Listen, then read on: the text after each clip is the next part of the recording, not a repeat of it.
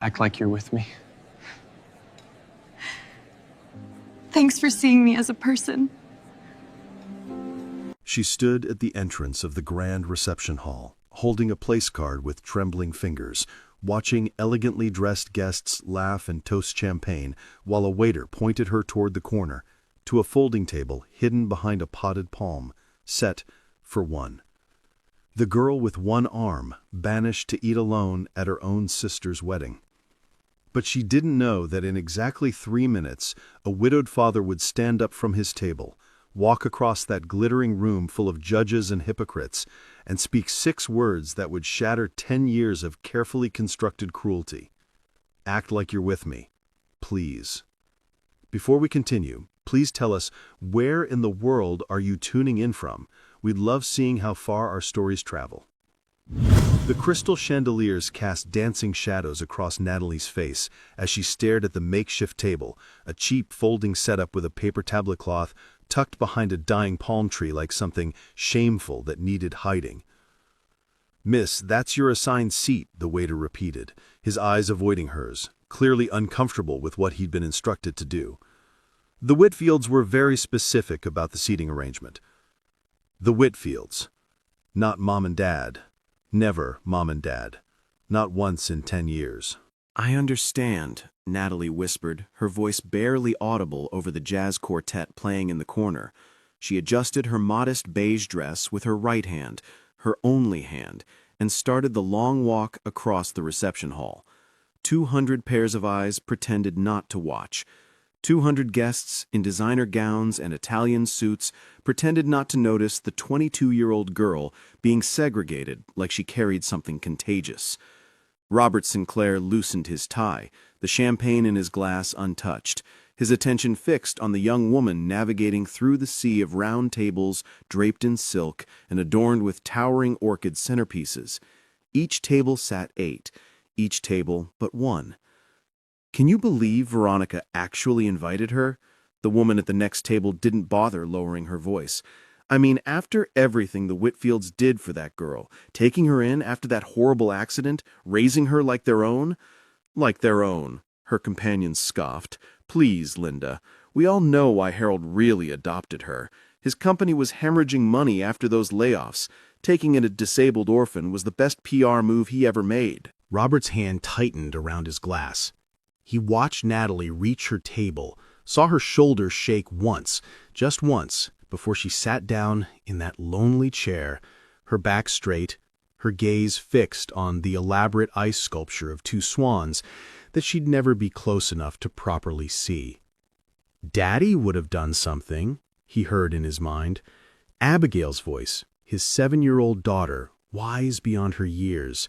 Just this morning she'd made him promise to make a friend at the wedding. "You're always alone, Daddy. Mommy wouldn't want that." Patricia.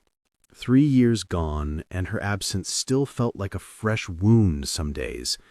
She would have been halfway to that corner already, her fierce sense of justice blazing. She never could stand seeing someone isolated, someone made to feel less than human. The jazz quartet shifted to a slower melody. The bride, Veronica, glided past in her $30,000 dress, her laugh tinkling like breaking glass. When her eyes swept over Natalie's corner, Robert caught it, a flash of satisfaction, cruel and deliberate. That's when he stood up. "Robert, where are you going?" Margaret from accounting grabbed his sleeve. "They're about to serve the salmon." He gently pulled free. "There's something I need to do." Each step across that reception hall felt like walking through honey, thick and slow, every eye gradually turning to track his movement.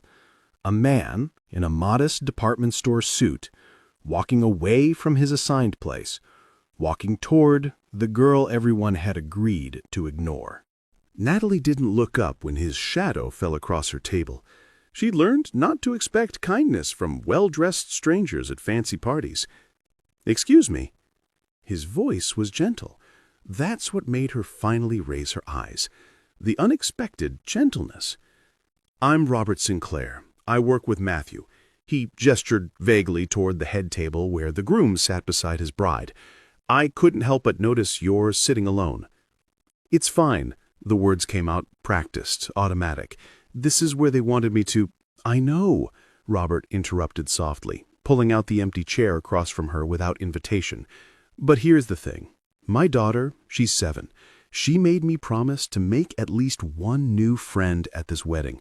She worries about me being lonely since her mother passed away. He leaned forward, his voice dropping to a whisper meant only for her.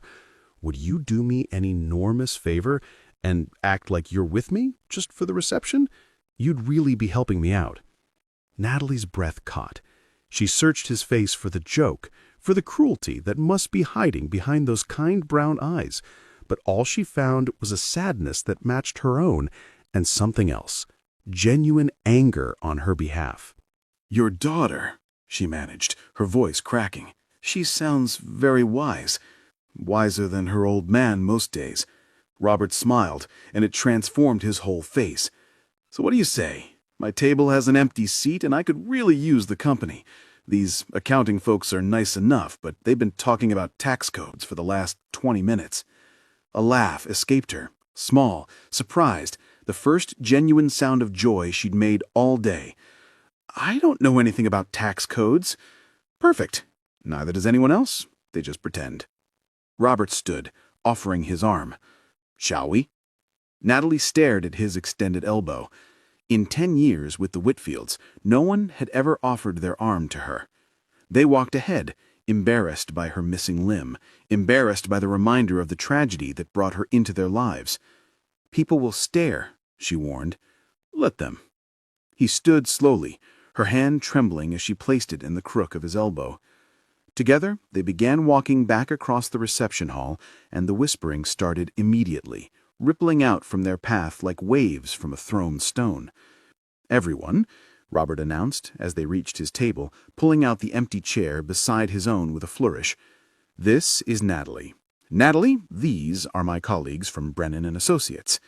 Margaret mouthed agape. James from payroll choked on his wine. But Robert just smiled pleasantly, helping Natalie into her seat as if this was the most natural thing in the world. "Robert," Margaret hissed, "do you know who that is?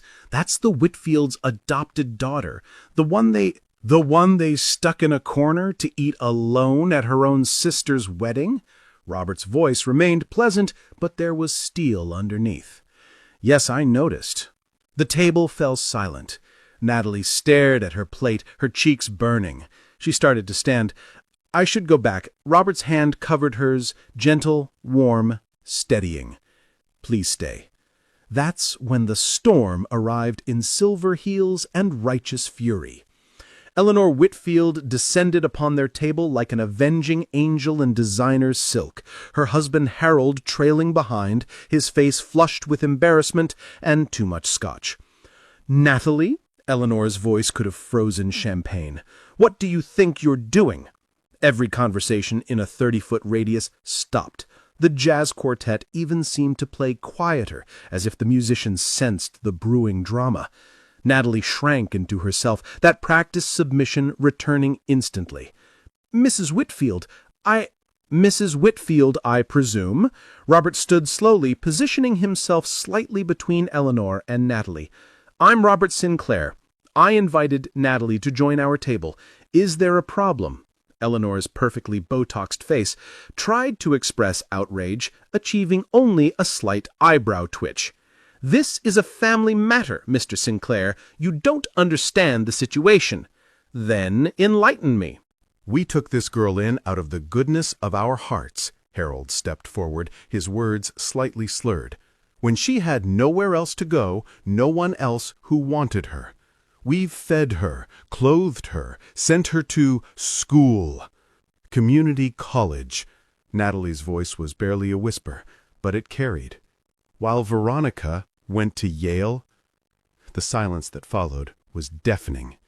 Eleanor's composure cracked. "How dare you—" "How dare she what?" Robert's calm voice cut through her building tirade. "Tell the truth? That you took in a traumatized 12-year-old girl not out of love, but because your husband's company needed good PR after laying off 300 employees?" Gasps rippled through the growing audience. Someone had stopped the jazz quartet entirely now.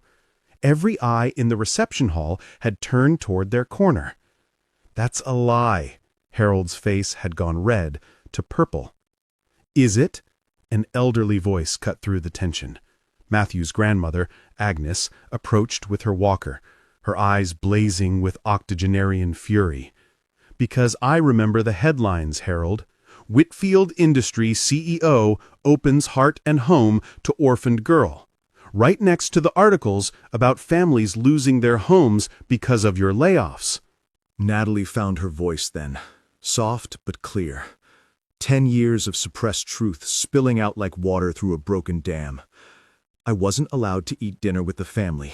I had an 8 p.m. curfew while Veronica could stay out all night. You introduced me as a charity case we support at the country club. Her voice grew stronger with each word. You heard me tell your friends that taking me in was the best business decision Harold ever made. You ungrateful little... Eleanor stepped forward, but Robert moved too, shielding Natalie completely.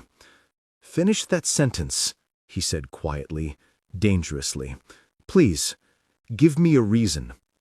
The bride herself rustled over then, her wedding dress train carried by 2 bridesmaids, her face a mask of cold beauty. "Mother, please, people are watching." "Let them watch," Robert said firmly. "Let them see how you treat family." Veronica turned to Natalie, her eyes like chips of ice. "You're ruining my wedding." "No," Agnes interjected, her walker thumping against the floor for emphasis. "Your family's cruelty is ruining your wedding. This young woman deserved love, not a decade-long business arrangement." Natalie stood up shakily, her whole body trembling. "I need some air." "I'll come with you," Robert said immediately.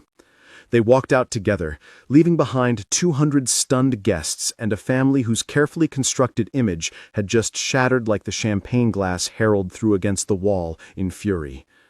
The garden terrace was cool and quiet, the sounds of scandal muffled by distance and glass doors. Natalie leaned against the stone railing, her body shaking with suppressed sobs. 10 years. 10 years of believing if I was just quiet enough, helpful enough, invisible enough, they'd actually love me. Robert stood beside her, not touching, just present. "Tell me about the accident." She was quiet for so long he thought she wouldn't answer. "Power line came down in a storm, hit our car. My parents died instantly. I was trapped for 3 hours, my arm crushed under the collapsed roof. They had to..." She gestured at her missing limb.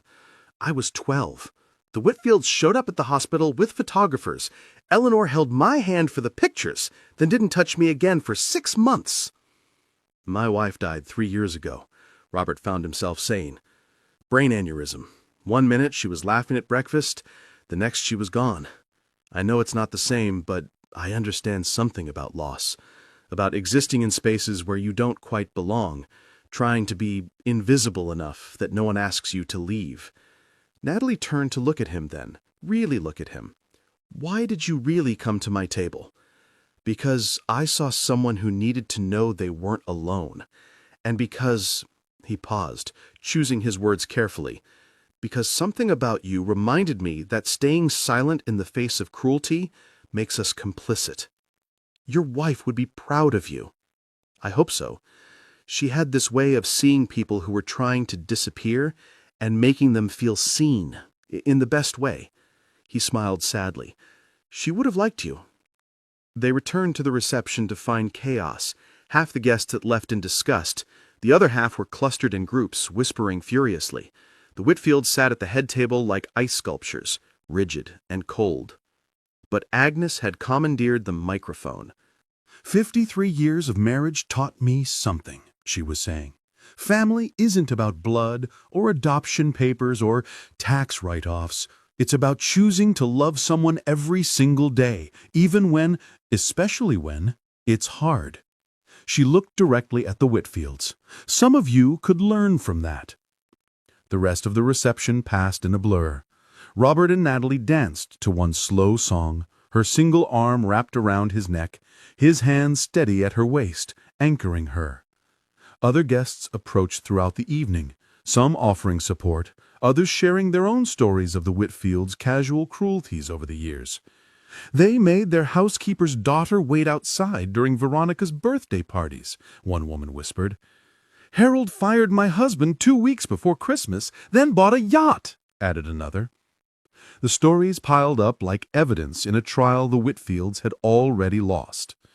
At midnight, as the reception finally ended, Veronica approached one last time. Her makeup had run, leaving black streams down her perfect cheeks. "Are you happy now?" she hissed at Natalie. "You've destroyed everything." "No," Natalie replied quietly. "You destroyed it the day you let them put me at that table alone." Veronica's hand raised as if to slap her, but Robert caught her wrist. "Touch her," he said calmly, "and I'll ensure every newspaper in the state runs this story with photos." Veronica yanked free and stormed off, her train dragging behind her like the remnants of her reputation. The next morning, Natalie's phone rang at 6 a.m. Eleanor's voice was arctic.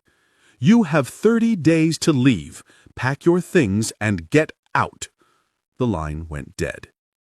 Natalie sat on her narrow bed in the servants' wing of the Whitfield mansion, because of course that's where they'd put her, and didn't cry. She'd run out of tears somewhere around year 5. Her phone rang again. Robert. "I heard," he said without preamble. "Margaret's cousin was working the coat check last night. News travels fast in the small town." "I'll be fine. I've been saving money for my library job. Come stay with us." The words hung in the air like a lifeline. "Robert, you don't have to. I know I don't have to. I want to. We have a spare room, Abigail would love the company, and frankly, so would I. You barely know me. I know enough. I know you deserve better than what you've gotten. Let us be your soft landing." 2 weeks later, Robert and 7-year-old Abigail pulled up to the Whitfield mansion in his 10-year-old sedan. Natalie waited on the steps with 2 suitcases and a backpack, her entire life in 3 bags. Eleanor watched from an upstairs window, her face a mask of cold fury. Harold was at his office. He hadn't spoken to Natalie since the wedding. But Veronica stood in the doorway, still in her silk pajamas at noon. "You've ruined everything," she said, her voice flat. "Matthew's family is questioning if I'm like my parents. People are calling us monsters." "No," Robert said, lifting Natalie's suitcases into his trunk. "Your actions made you monsters. Natalie just stopped letting you hide it." Abigail, who had been uncharacteristically quiet, suddenly piped up. "Why were you so mean to Miss Natalie?" Veronica stared at the child. "You wouldn't understand." "I'm 7, not dumb," Abigail said seriously. "Daddy says family means choosing to love someone every day, even when it's hard. You just chose to be mean instead." Out of the mouths of babes.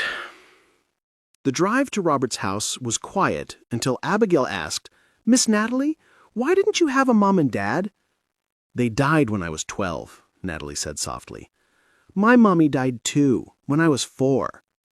Abigail reached forward from her booster seat to pat Natalie's shoulder with a sticky hand. "But Daddy says the people who love us never really leave, they just love us from farther away." Robert met Natalie's eyes in the rearview mirror. She was crying silently, but for the first time in 10 years, they weren't tears of pain. The Sinclair house was modest, a 2-story colonial with a wraparound porch and a yard that needed mowing. But when Natalie walked through the door, she saw what the Whitfield mansion with all its marble and crystal had never had: warmth. Children's artwork covered the refrigerator. Photos lined the mantel. Robert and Patricia on their wedding day, Abigail's first steps, family vacations to the beach. Life lived out loud, not performed for an audience. "Your room's upstairs," Robert said, carrying her suitcases. "It's not much, but it's perfect," Natalie interrupted, looking at the small space with its quilted bedspread and window overlooking the garden. "It's mine." That first night she joined them for dinner, spaghetti with jarred sauce and frozen garlic bread. Abigail chattered about school, getting sauce on everything. Robert didn't scold her, just laughed and handed her more napkins. Nobody made Natalie eat in another room. Nobody timed her curfew. Nobody introduced her as a charity case. She was simply Natalie. Over the following months, something beautiful began to grow in that little colonial house. Natalie helped Abigail with homework, her patience endless even with Common Core math that made no sense to any of them. She cooked dinners when Robert worked late, learning Patricia's recipes from the handwritten cards in the kitchen drawer. She told bedtime stories and slowly, carefully, began to smile without checking if she was allowed to first.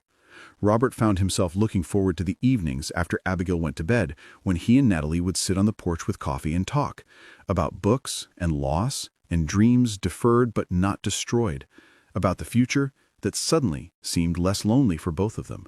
I applied to the state university, Natalie told him one evening, 6 months after she'd moved in. They have a scholarship program for non-traditional students. I want to be a social worker, help kids who've been through trauma. You'll be amazing at it.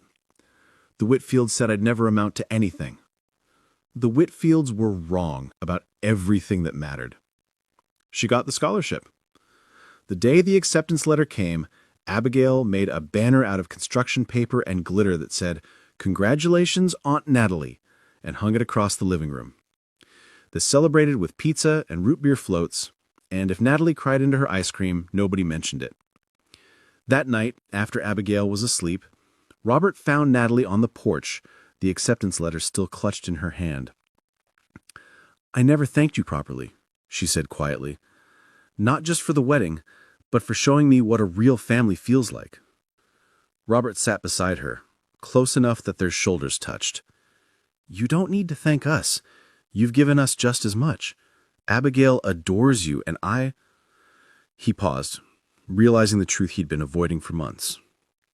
"I hadn't realized how lonely I was until you showed me I wasn't anymore." Their eyes met in the porch light. Natalie reached for his hand with her only arm, and Robert took it gently, like it was something precious. "Patricia would have wanted this," Robert said softly. "She would have wanted us to find happiness again." "Are you happy?" Natalie asked. "Happier than I've been in 3 years. I love you," she whispered, the words escaping like birds that had been caged too long. "I love you too." They were married 1 year later in the backyard of that same colonial house. Abigail was the flower girl, maid of honor, and ring bearer all rolled into one, throwing rose petals with enthusiastic abandon and only dropping the rings twice.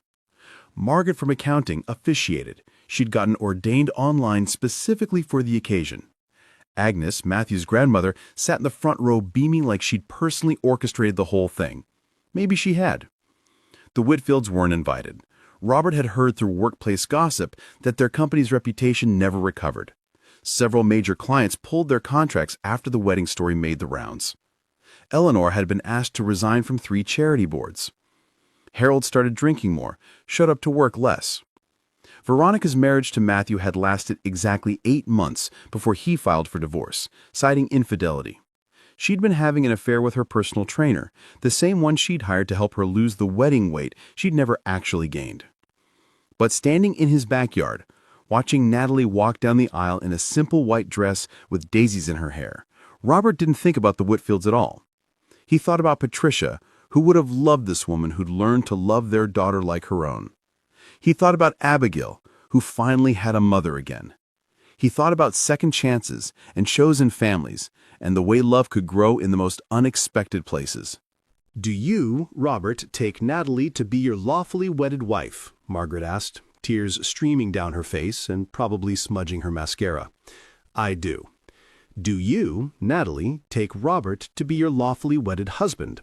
"I do." "Then by the power vested in me by the internet and the state of Colorado, I now pronounce you husband and wife."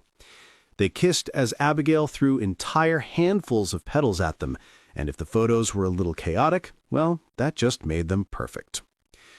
10 years later, at Abigail's high school graduation, she stood at the podium as valedictorian and looked out at the crowd until she found her parents. "When I was 7, she began, "my dad went to a wedding and came home with the woman who would become my mother. He taught me that real love isn't about taking someone in for show. It's about saying, act like you're with me, and meaning you are with me, forever.